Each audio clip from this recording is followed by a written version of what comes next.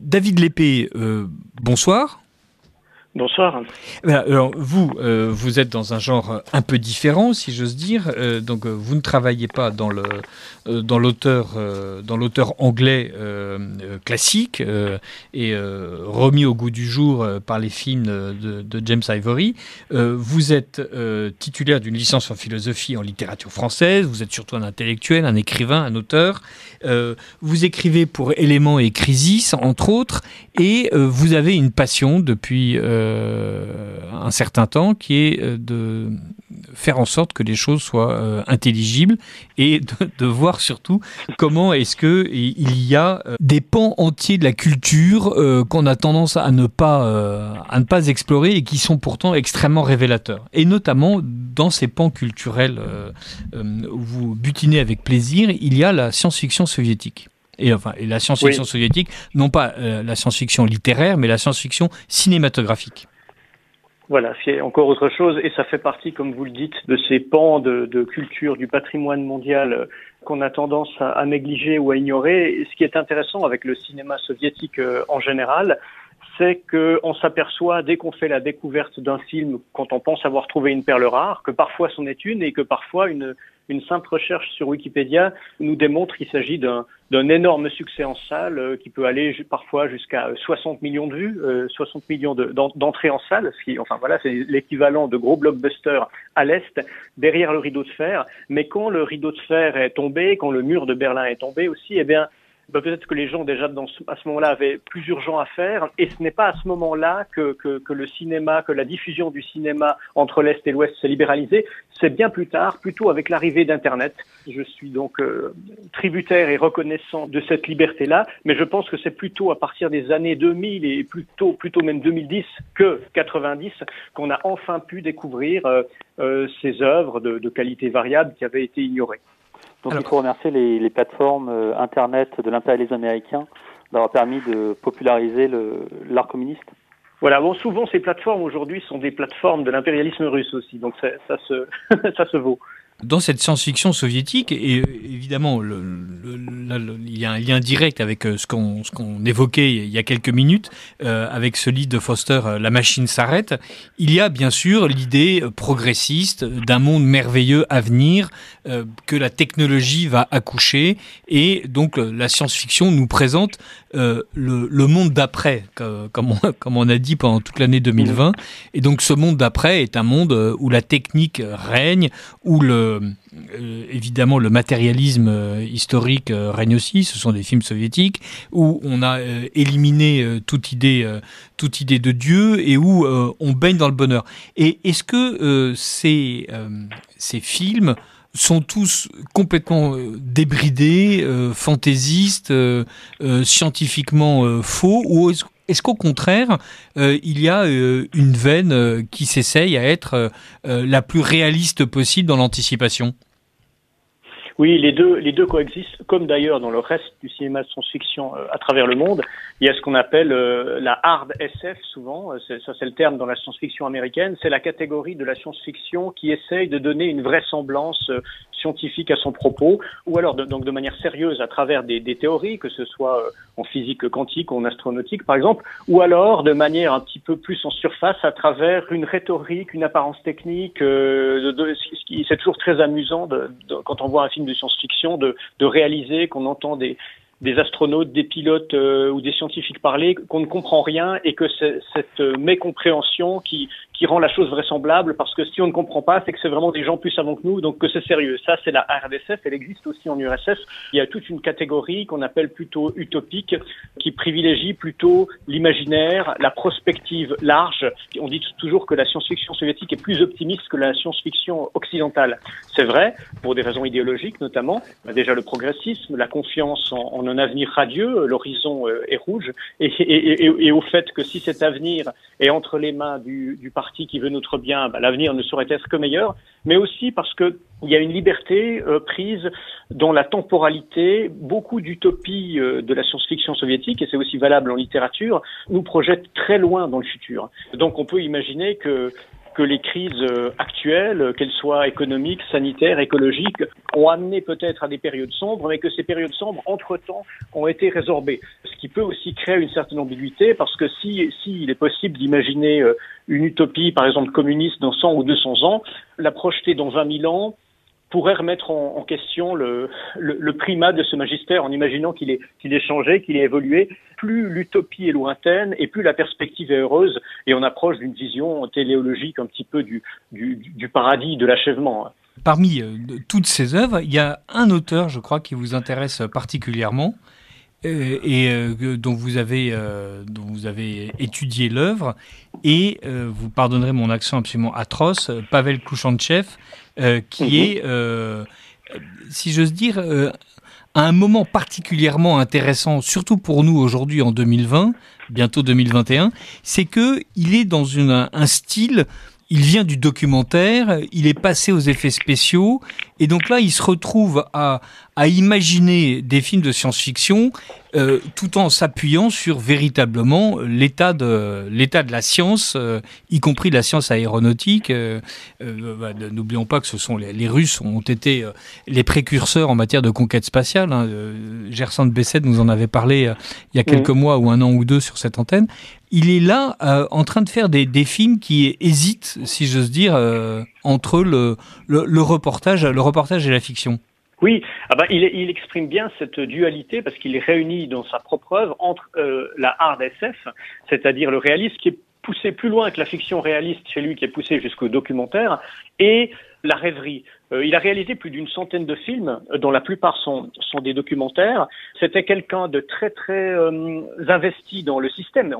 On peut vraiment parler de cinéaste officiel. Il était défendu même par Korolev, qui était le responsable du programme soviétique, et que lui défendait en retour, en ayant expliqué à plusieurs reprises que si ce Korolev n'était pas mort sitôt, sans doute les soviétiques auraient été les premiers à mettre le pied sur la Lune. Et pourtant, on sait, grâce à l'étude de son journal intime, que c'était loin d'être un parfait bolchevique, qu'il avait certaines critiques à l'égard du régime, mais que néanmoins, il était confiant dans l'hégémonie spatiale soviétique. Bon, son soutien, évidemment, était obligatoire pour pouvoir faire carrière, mais son soutien sincère était plus mu par une confiance dans la capacité technologique que dans l'idéologie ou le leadership politique. Sa liberté de ton lui a valu quelques petites anicroches, mais il a toujours été sauvé par son talent, parce que c'était un des maîtres des effets spéciaux dans l'histoire du cinéma russe. Il a inspiré même Kubrick, il a inventé pas mal de choses, donc on avait tellement besoin de lui, à la fois pour le cinéma et pour la propagande, qu'il n'a pas été inquiété. Il a pourtant été critiqué même par Gagarine lui-même, qui lui reprochait de ne pas être assez réaliste. Alors, il a fait un film de fiction quand même, qu'il vaut la peine de citer en 1962, c'est La planète des tempêtes, où il imagine un voyage des soviétiques vers Vénus.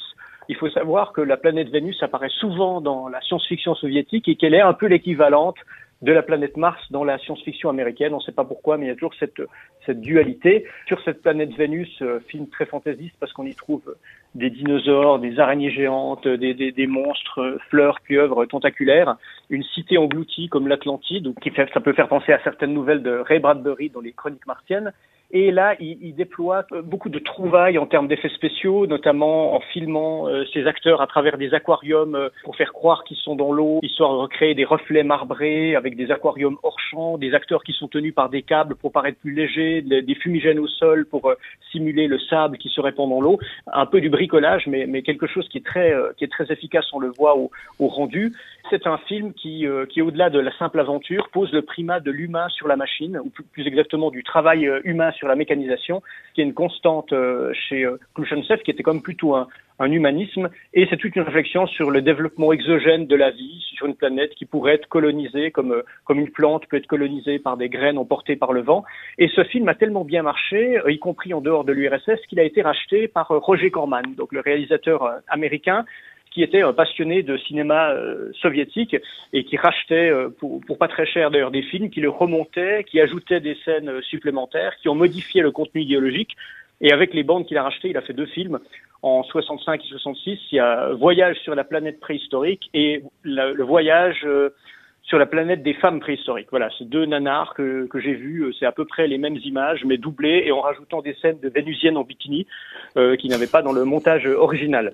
On est bien d'accord. Donc Roger Corman est le roi du. Enfin, un grand cinéaste aussi qui a ses propres studios et qui est en dehors du grand circuit et qui a l'habitude de tourner avec 3 bouts de ficelle des films extrêmement rapidement pour que ça lui rapporte beaucoup d'argent. Parce qu'il a fait quand même quelques bons films, on va dire, d'auteur, enfin des films cinéphiliquement plus intéressants, mais ensuite il est entré plutôt dans une logique commerciale. En dehors de ça, il a effectivement un mérite, c'est que c'est un des cinéastes américains de l'époque qui s'est le plus intéressé à ce qui se faisait justement de l'autre côté du rideau de fer. Mais Khrouchtchev est surtout connu pour ses documentaires, et ça, ce sont des documentaires vraiment très particulier, puisqu'il mélange vraiment les genres. Son premier, qui date de 1957 et qui s'appelle En route vers les étoiles, qu'il a tourné entièrement dans un studio de vulgarisation scientifique de Leningrad, c'est comme ça que s'appelait ce studio, et qui est, comme tous ces documentaires, constitué de 2 parties.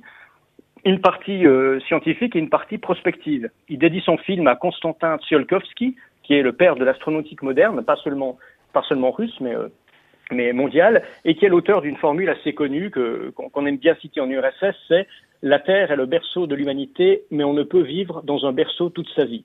C'est vraiment la formule qui a motivé toute la conquête spatiale de l'URSS.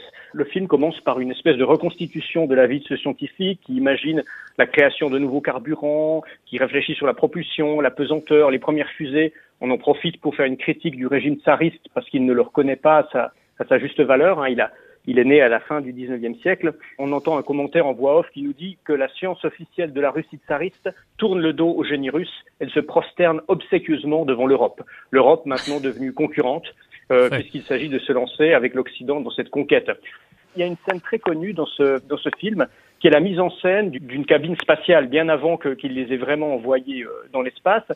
C'est pas une cabine froide comme on le voit dans les films occidentaux, mais on y voit une femme cosmonaute accompagnée de son chat en train de regarder sur la télévision un récital du Bolchoï devant un bouquet de fleurs et un panier de fruits, et là même la coquetterie raffinée d'ajouter des rideaux à son hublot, ce qui dans l'espace dénote un sens de la pudeur très développé dans une station orbitale. Et le film fonctionne tellement que les Américains qui le voient un petit peu par erreur et sans connaître le contexte sont dupés et ne comprennent pas que c'est une projection et pensent vraiment que les Russes ont réalisé ça pour les narguer par rapport à des prouesses techniques qu'ils auraient fait réellement. Kubrick s'en est inspiré pour 2001 de l'Odyssée de l'espace, et ils s'en est inspiré parfois même plan par plan. Et les autres films qui ont suivi, en 65, un était consacré à la Lune, toujours beaucoup d'explications scientifiques sur les éclipses, la géologie, les radiations lunaires. On se moque des échecs américains successifs qui n'arrivent pas à mettre le pied sur la Lune, on est en 65. Il imagine comment se passerait la première expédition, qui, elle, évidemment serait soviétique, que les hommes débarqueraient, coloniseraient, installeraient des habitations souterraines, extrairaient les minerais, les fossiles qui sont censés se trouver dans le sol lunaire. On assiste même à un petit cours d'astrobotanique qui nous explique comment planter des plantes sur la Lune, le but n'étant pas de s'arrêter là, mais c'est seulement un avant-poste vers la conquête de Mars. La voix off nous dit la Lune est l'avant-garde de la conquête du système solaire. Il y a en ce moment sur Netflix une série qui s'appelle Away, donc avec, j'ai oublié son nom, Hilary Swank, qui joue le rôle d'une cosmonaute américaine à la tête d'un équipage international avec un Russe, une Chinoise, un Indien et un Ghanéen, qui a le mérite d'être juif en plus, puisqu'il a été élevé en Angleterre par une mère adoptive juive.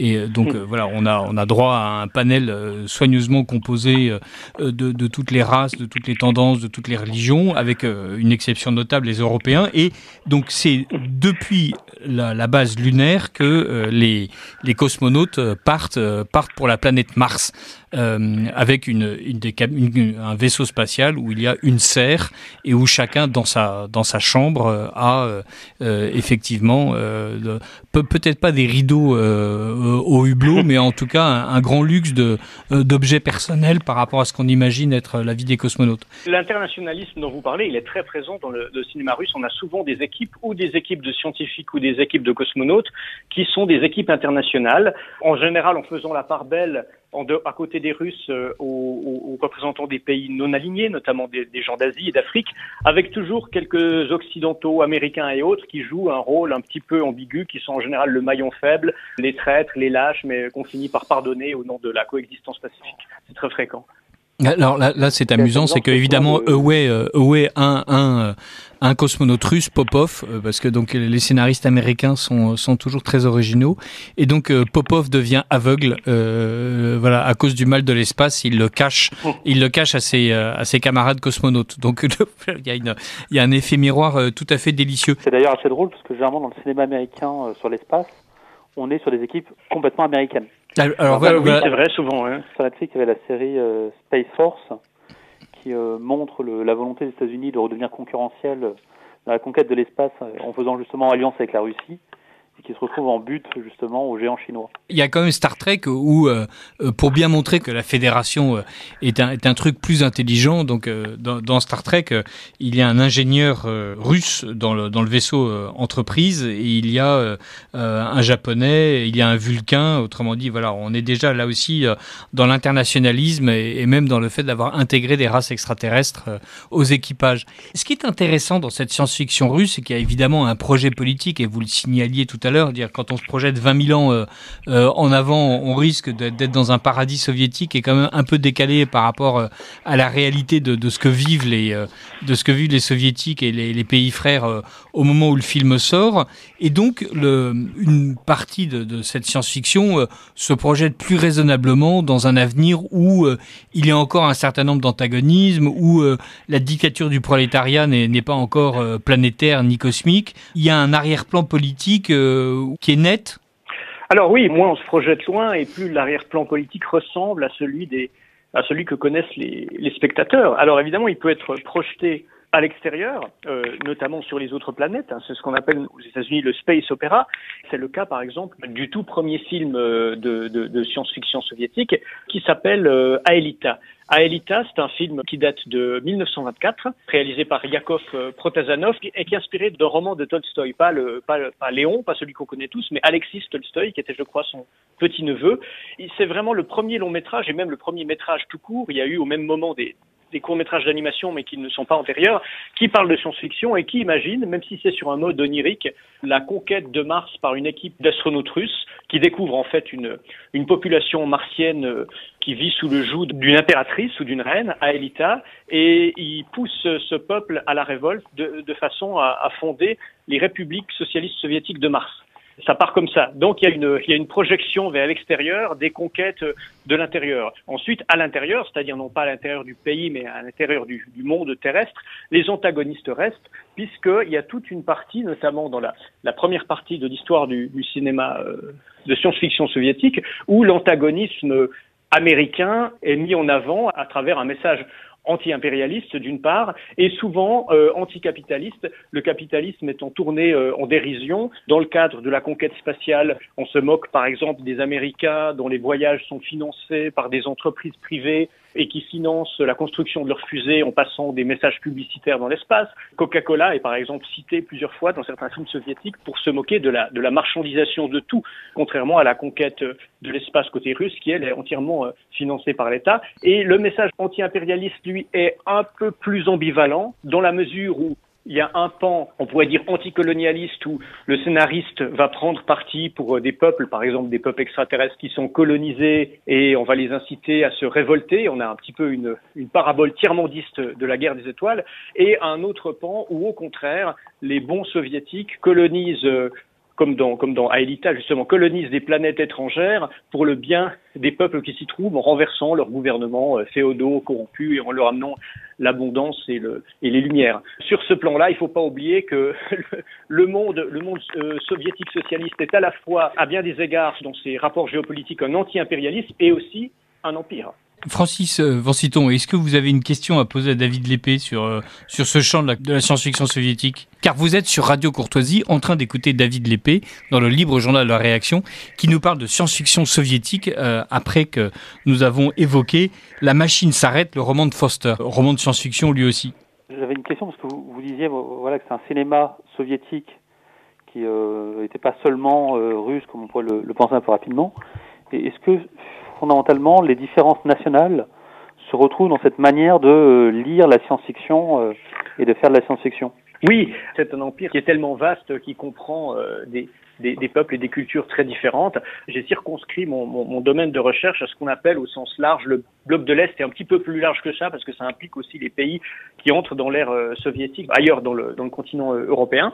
Effectivement, en un certain sens, il y a une idéologie unique qui est susceptible de nuances, mais qui est quand même, en gros, l'idéologie marxiste-léniniste dans sa traduction stalinienne, khrouchtchevienne, brejnevienne selon les époques.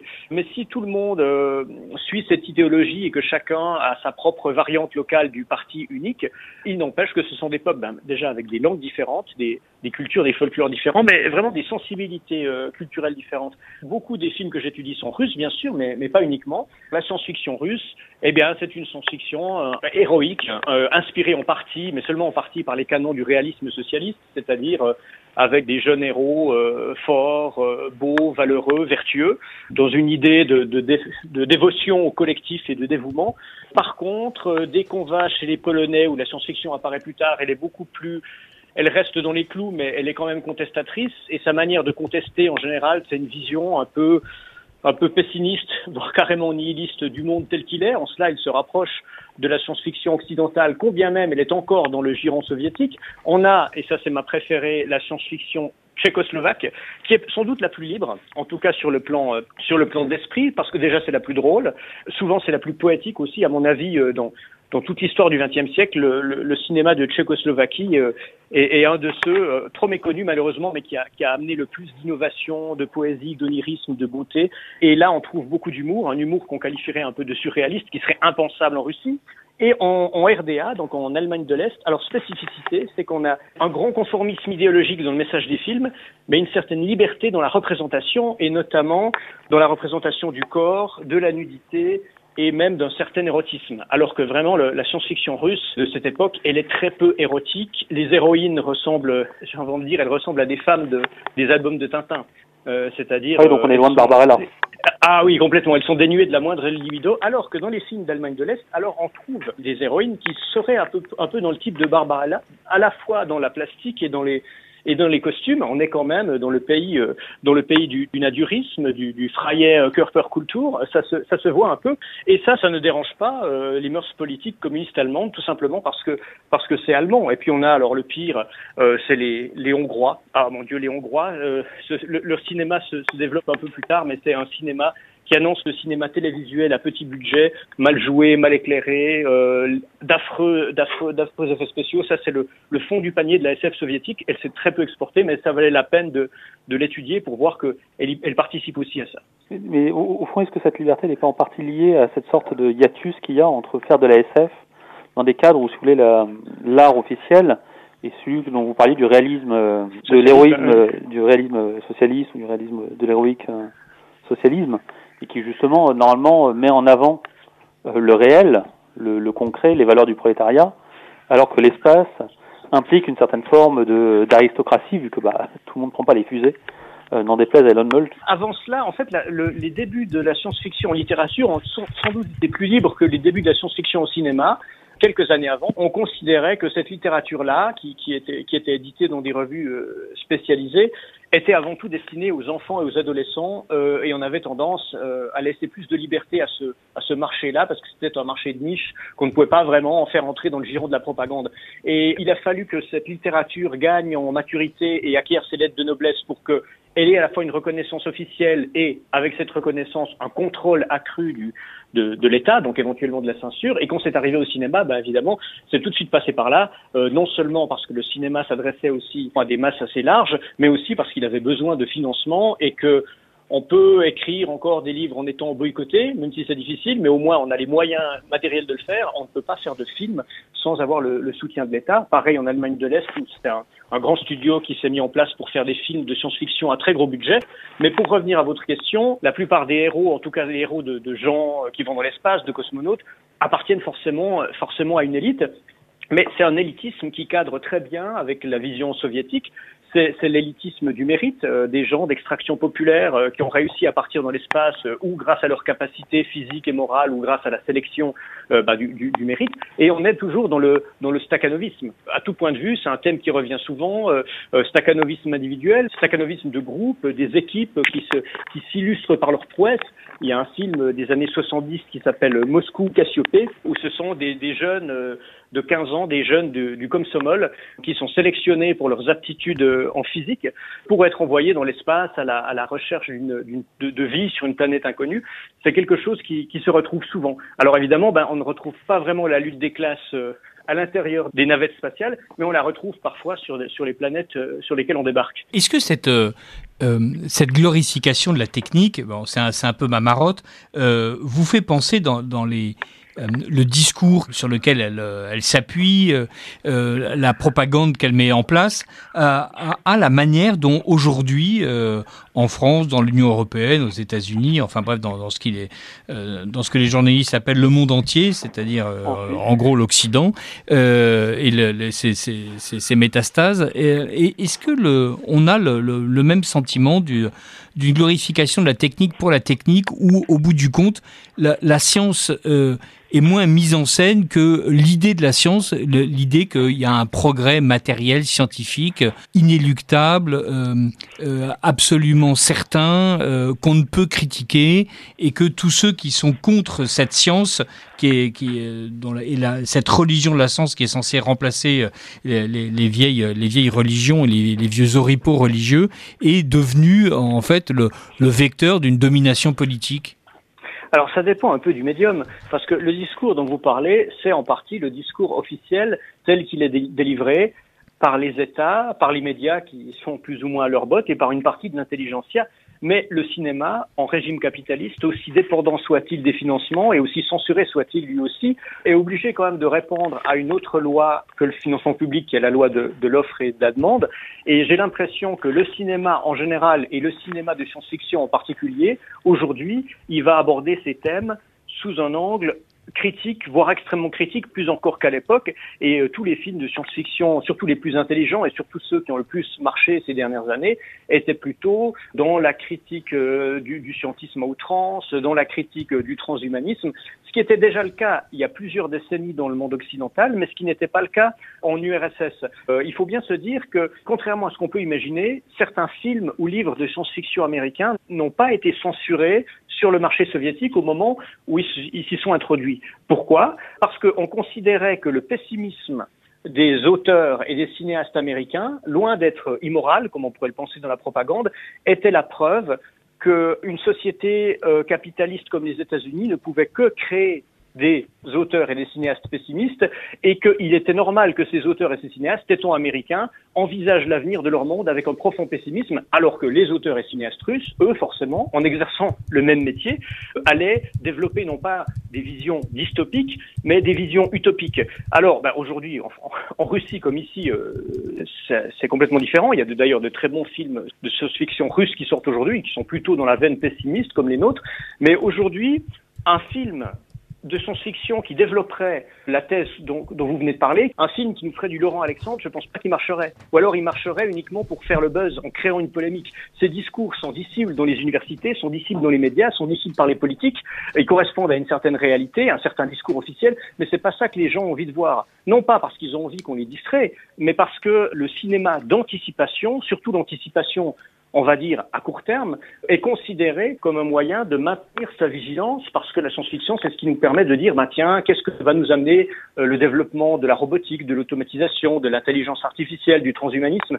Et depuis 10 ou 15 ans, même l'homme de la rue qui n'a pas de grande connaissance dans ce thème voit ça avec une certaine inquiétude, parce qu'il voit progresser tous ces domaines-là. Donc, est-ce que la situation est comparable ? Certainement pas dans l'histoire du cinéma. Si ce discours technocratique doit passer aujourd'hui, il faut qu'il trouve un autre médium. Sinon, je crois que les gens n'iront pas le voir. Francis ? J'ai cru entendre une respiration qui annonçait une question, en fait, mais je me suis peut-être trompé. Il m'arrive de respirer de manière normale. De manière spontanée. Voilà. J'ai une question qui était très pertinente à base de paradoxes. Souvent, la science-fiction, elle a servi quand même à apporter une critique du gouvernement. Et est-ce que la science-fiction soviétique, elle a connu cette tendance-là ou pas du tout ? Parce qu'il a justement la singularité de la science-fiction plutôt américaine. ou européenne? Si elle l'a eu, mais ou dans des pays périphériques à une époque qui était déjà le début un petit peu du délitement. Je pense notamment aux années 80. Il y a un film très connu. Je préfère citer des films qui sont connus plutôt parce que comme ça vous pourrez les trouver. Parce que si je vous cite des trucs obscurs, ça vous restera abstrait. Mais il y a un film très connu parce que ça a été un succès qui a aussi fait des millions d'entrées en Pologne. C'est Sex Mission. C'est une critique du soviétisme à travers une parabole qui raconte comment deux scientifiques, deux physiciens se font cryogéniser, donc endormir dans la glace pour pouvoir aller dans le futur. Et ils sont réveillés pas très longtemps après, je crois 30 ou 40 ans après, mais le monde a radicalement changé, en tout cas la Pologne. La surface terrestre est tellement ravagée que tout le monde s'est réfugié sous terre et en fait tous les hommes, donc les mâles, ont été éliminés au profit de matriarcat. Et ces deux hommes se réveillent, on les réveille, ils sont les deux derniers hommes et on ne sait pas quoi faire. Est-ce qu'il faut les tuer? Est-ce qu'il faut les châtrer? C'est sur le mode d'une comédie complètement bouffonne. Un critique de cinéma disait, pour comprendre ce qu'est ce film Sex Mission, c'est l'équivalent polonais de Les Bronzés font du ski ou Les Visiteurs. C'est le genre de truc qui passe à Noël chaque année.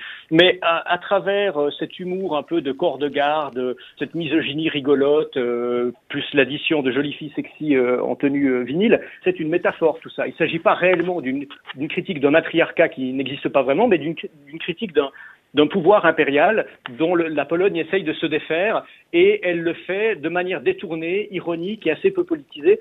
Du côté de la Pologne notamment, à partir des années 70-80, c'est quelque chose qu'on trouve souvent. Du côté de la Tchécoslovaquie aussi, mais ça c'est justement en se projetant dans le futur où on en arrive dans des mondes, parce qu'il y a beaucoup d'histoires de voyage dans le temps, on arrive dans des mondes futurs où on ne sait pas très bien si le socialisme a été réalisé ou s'il a été dépassé. Les Tchèques sont toujours très subtils, ça joue beaucoup sur cette ambiguïté où le héros finalement se demande « Ah, la révolution a enfin fonctionné » ou bien « Ah, on en est enfin sorti ». Et ça, c'est extrêmement subversif, mais en même temps très, très délicat. David Lépée, si vous deviez choisir 4 ou 5 films absolument nécessaires, lesquels choisiriez-vous? Et je prends 2 messages d'auditeurs, parce que là, je vous ai passé une patate extrêmement brûlante. Donc, le temps que vous choisissiez quelques films et que vous nous disiez pourquoi, je lis deux réactions à ce que nous disions dans la précédente partie de l'émission. Bon, évidemment, les auditeurs nous accablent de compliments qu'il est presque indécent de répéter, donc je ne les répéterai pas. Il rappelle que vous êtes rédacteur en chef de Politique Magazine. Alors, ils ne l'ont pas fait, ils l'ont fait d'une façon presque plus subtile, mais ce serait dommage, et merci de le dire d'une façon brutale. Joyeux Noël à vous ainsi qu'à Politique Magazine, mais c'était surtout, donc, d'une part, redonner le titre du livre, donc La machine s'arrête, qui est publié aux éditions de l'Échappée, et pour un autre auditeur, il nous dit que le mot vomitoire, les vomitoria latins, en fait, sont simplement les couloirs d'accès ou d'évacuation des foules dans les stades. Donc voilà, j'étais victime d'une légende urbaine, si j'ose dire, avec des endroits où on était censé vomir, ça n'existe pas. J'ai témoigné de mon inculture, et donc merci beaucoup à cet auditeur d'avoir rectifié la chose. Le reste est un mythe colporté par ceux qui ont une image erronée de l'Antiquité. Donc voilà, je fais partie de cette triste cohorte. Et donc les vomitoires, donc qui sont les bouches par lesquelles les vaisseaux spatiaux décollent et ou atterrissent dans le monde de la machine s'arrête, étaient les couloirs d'accès et d'évacuation des foules dans les stades. David Lépée, donc voilà, si vous deviez nous sélectionner 5 ou 6 films, outre Sex Mission, qui a l'air épatant. Il y en a un, alors, de réalisateur grand public russe, qui est toujours entre le film grand public et le film pour la jeunesse, qui s'appelle À travers les ronces vers les étoiles, de Richard Viktorov, un film de 1981, un film à gros budget, assez long en 2 parties. Souvent, les films russes de cette époque sont ou des films assez courts, entre 1 heure et 1 heure et demie, ou alors des films plus longs divisés en 2 parties. C'est l'histoire de la découverte par des scientifiques d'un clone humanoïde extraterrestre sur l'épave d'un vaisseau spatial. Une femme au physique très androgyne qui a créé un vrai mouvement de mode en Union soviétique et qui a inspiré notamment certains looks du mouvement punk naissant. Et c'est un très beau film qui nous fait plonger dans l'imaginaire à travers des décors filmés dans des filtres, des tons jaunes. Très belle bande originale de clavecin. Il y aurait beaucoup à dire sur le thème de la musique. Ce sera une entrée de mon abécédaire. D'ailleurs, il y a d'excellentes bandes originales dans la science-fiction soviétique, notamment grâce à cet instrument typiquement russe qui est la thérémine, qui était même un instrument soviétique, et vous voyez ce que c'est cet instrument, un des premiers instruments de musique électronique, et qui a beaucoup compté dans les bandes originales de la science-fiction de tous les pays. Donc je citerai celui-là. Je ne peux pas ne pas citer un film d'Allemagne de l'Est, parce qu'il a quand même produit beaucoup de très bons films. Eolomea de Hermann Josse. Voilà, c'est une production germano-bulgare. C'est un très beau film sur le thème de la recherche d'une autre civilisation et qui joue beaucoup sur une thématique qui revient souvent, qui est celle de la nostalgie. Cette nostalgie qu'on retrouve déjà dans les films historiques, les films de guerre, par exemple, notamment le soldat loin de chez lui. Ça permet de raviver l'amour de la famille, mais aussi de la patrie que le soldat défend. Et elle est transposée à plus grande échelle dans la science-fiction parce que c'est la nostalgie du cosmonaute qui est non seulement loin de la mère patrie, la Russie, mais loin de la Terre elle-même. Et les deux sont associés, et les deux, donc la patrie et la planète, trouvent leur association dans l'image de la nature, cette nature qui nous manque lorsque nous sommes dans un vaisseau spatial. Et ça, c'est très beau parce que c'est peut-être les prémices d'un discours écologiste, chose assez marginale dans le cinéma russe, mais qui arrive très tôt. Dans Solaris de Tarkovsky, par exemple, un film qu'on pourrait aussi conseiller, même s'il est beaucoup plus connu, il y a cette idée d'un cosmonaute qui colle un papier découpé sur le ventilateur de la cabine parce que c'est le seul moyen qu'il a trouvé pour s'endormir, c'est simuler le vent dans les arbres qui lui manque depuis la station orbitale dans laquelle il se trouve. Il y a beaucoup de films, notamment de films est-allemands, Opération Ganymède, Der Schweigen des Sterne ou autres, où on voit des cosmonautes ou rêver à la nature qu'ils ont quittée, ou alors, avant de monter dans leur fusée, se promener dans les préalpes, saisir l'herbe à pleine main, humer l'air, saisir l'humus, ou alors, tout d'un coup, à travers des rappels, un bouquet de fleurs dans une station spatiale nimbée de la lumière des étoiles, dans L'Appel du ciel, un film russe.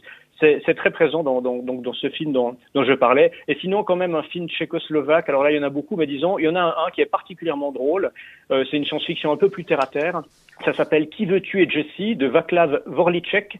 Ça date de 1966. Qui veut tuer Jessie. C'est un film très inspiré par l'Occident parce qu'il est inspiré notamment par les comics américains, la bande dessinée, Barbarella, ce genre de choses. Et c'est l'histoire d'une invention scientifique, la somnoréparation, qui est un sérum pour éliminer les cauchemars. La savante tchèque qui invente ça ne se rend pas compte qu'en éliminant une partie des rêves, ceux-ci prennent une dimension réelle, donc à l'extérieur, dans la réalité. Et en fait, ces rêves prennent la forme de personnages de bande dessinée qui s'expriment par phylactère. C'est une comédie sexy, érotique, amusante, assez irrévérencieuse. C'est une science-fiction basée moins sur la conquête spatiale que sur l'expérimentation des savants. Voilà, merci mille fois David Lépée. Nous sommes arrivés à toute allure et merci beaucoup au bout de cette minuscule exploration de la science-fiction soviétique. Je dis merci donc à Francis Vancito de nous avoir accompagnés, de nous avoir conseillé de recevoir David Lépée, et je dis à tous les auditeurs de Radio Courtoisie, en tout cas à ceux qui ont la gentillesse d'écouter Libre-Jean leur réaction, un très joyeux Noël, une très bonne année et que nous nous retrouvons donc très bientôt le 5 janvier vraisemblablement. Au revoir.